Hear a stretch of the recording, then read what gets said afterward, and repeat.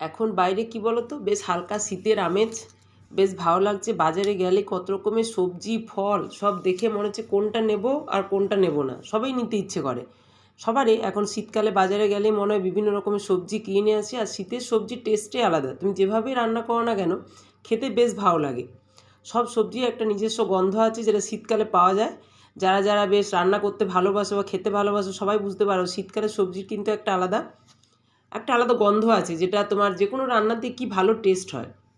আর এখন যেরকম ওয়েদার ধরো হালকা ঠান্ডা, আর গরম তো নেই বললেই চলে, এখন বেশ হালকা শীতের আমেজ, হালকা হালকা উত্তরে হাওয়া দিচ্ছে, কি ভালো লাগছে না এই সময় ওয়েদারটা। যারা শীতকাল পছন্দ করো না তাদের জন্য কিন্তু ওয়েদারটা বেশ ভালো, যেমন আমারও শীত অত পছন্দ নয়, কিন্তু এখন যে ওয়েদারটা চলছে এই ওয়েদারটা সত্যি খুব ভালো।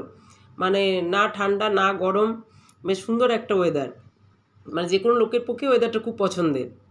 এখন ওয়েদারটা খুবই সুন্দর। শীতের তো সবজি বাজার করে নিয়ে এসেছি, যত রকমের হাতের কাছে পেয়েছি টুকটুক করে নিয়ে এসেছি। আর শীতের সবজি দিয়ে ভাবলাম কাটতে কাটতে তোমাদের সাথে একটা গল্প করি। পুরনো কথা, অনেক দিনের কথা মনে পড়ে গেল। মানে ঘটনাটা বলি, সবসময় মনের মধ্যে হয় বলবো বলবো দিয়ে বলা হয়ে ওঠে না। এই যে দেখো না, আমার পাশে একটি ছোট্ট পুতুলকে রাখি। আমার সবসময় যারা আমাকে চেনো বা যারো তারা জানো যে আমার বাড়িতে একটা পেট ডগ ছিল, তার নাম ছিল প্রিন্স। আর আদর করে তাকে আমরা ডাকতাম পিকু বলে। তা যে কোনো সময় যার বাড়িতে দেখবে পেট থাকে না কেন, তাকে কিন্তু ভোলা যায় না। একদম সন্তানের মতো করে বড় করা হয়, তো ছোটোর থেকে বড় করা হয়, যেভাবে খাওয়ানো স্নান করানো রাখা, নিজের সন্তানকে যেভাবে পরিচর্যা করি সেভাবে আমরা কিন্তু পিকুকে করতাম। ওর নাম হচ্ছে প্রিন্স, আদর করে আমি ডাকতাম পিকু বলে। আমি কেন, বাড়ির সবাই আদর করে পিকু বলে ডাকা হতো, কিন্তু নাম দেওয়া হয়েছিল প্রিন্স। আমরা এত ভালোবাসতাম, মানে আমরা যত না ভালোবাসতাম, বুঝতে পারতাম যে ও পিকু আমাদেরকে তার থেকে অনেক বেশি ভালোবাসে। মানে ধরো আমি বাড়ির বাইরে গেছি, বাড়িতে আসবো, একটু দেরি হয়ে গেছে আসতে, সে বাড়ির অন্য মানুষ কি অভিযোগ করবে, ওর কত অভিযোগ, কত আবদার যে তুমি এতক্ষণ বাড়ির বাইরে আমাকে ছেড়েছিলে কেন। এই যে অভিযোগ আবদার ওর চোখে মুখে অভিব্যক্তিতে বুঝতে পারতাম কি ভালো যে লাগতো। এখন সেটা খুব মিস করি জানো। আমাদের কাছে 15 বছর 2 মাস ছিল পিকু, আর হঠাৎ করে মানে 15 বছর পর, হঠাৎ বলবো না, পুরো 15 বছর ও লাইফটা খুব সুন্দরভাবে কাটিয়েছে আমাদের বাড়িতে। কোনো দিন অসুস্থ হয়নি, কোন দিন আমাদেরকে ঝামেলায় ফেলেনি, এত সুন্দরভাবে ছিল আমাদের বাড়িতে। আমরা খুব প্রচুর যত্ন করে রেখেছিলাম। 15 বছর থাকার পর ও হঠাৎ নিয়মের কালের গতিতে যা হয় তা একদিন চলে যেতেই হবে, সেই জন্য 3-4 দিনের একটা অসুস্থতা হয়ে সে আমাদের ছেড়ে চলে যায়। কিন্তু সেটা আজও ভুলতে পারি না। রাস্তায় ঘাটে যখনই বেরোই বা কারো বাড়িতে যখন দেখি বা কোনো ছবিতে দেখতে পাই, তখনই মনটা খুব, এখনই যে বলছি না, এখনও মনটা হচ্ছে ভারাক্রান্ত হয়ে যাচ্ছে যে এত ভালোবাসতাম ওকে।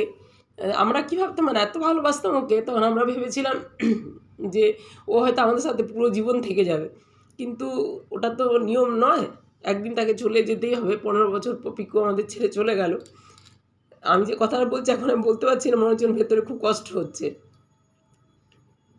যাই হোক, মানে অনেক দিন ছিল একদম নিজের সন্তান মতো তাকে মানুষ করেছিলাম, যখন চলে গেছে 2 বছর হয়ে গেল, কিন্তু সেটা না ভুলতে পারি না মন থেকে। এখনও মনের ভেতরে কোথাও একটা কষ্ট হয় পিকুর জন্য, যে থাকলে কি ভালো হতো। কিন্তু যাই হোক, তোমাদের সাথে কথা বলতে বলতে দেখো সবজিও আমার কাটা হয়ে গেছে, আর সেটা আমি রান্নাও করে নিলাম। দেখে বুঝতে পারছো শীতের সমস্ত রকম সবজি যত হাতের কাছে পেয়েছিলাম সব সবজি দিয়ে, বিশেষ কিছু মশলা না, জিরে আদা বাটা আর অল্প একটু সর্ষে বাটা দিয়ে আমি সবজিটা করেছিলাম, আর টমেটোটা একটু বেশি করে দিয়েছিলাম। তাতে কিন্তু সবজিটা খুব ভালো তৈরি হয়েছিল। শীতকালে বললাম যে কোনো সবজি খুব ভালো লাগে খেতে। এই যে একটু জিরে গুঁড়ো দিলাম, তাতে কিন্তু সবজিটা খুব ভালোই লেগেছিল। এটা রুটির সাথে খেতেও যত ভালো লাগে, আর তোমার দেখবে যে ভাতের সাথে খেতেও খুব ভালো লাগে। আর আজকে আর বিশেষ কিছু গল্প করছি না, সত্যি গল্প করতে করতে মনটা খুব ভারাক্রান্ত হয়ে গেল, প্রিন্সের কথা মনে পড়ে গেল। আর সবাই ভালো থেকো, ঠান্ডা এনজয় করো, ঠান্ডায় পড়ছে, সবাই ভালো থেকো, ঠান্ডাটাকে উপভোগ করো।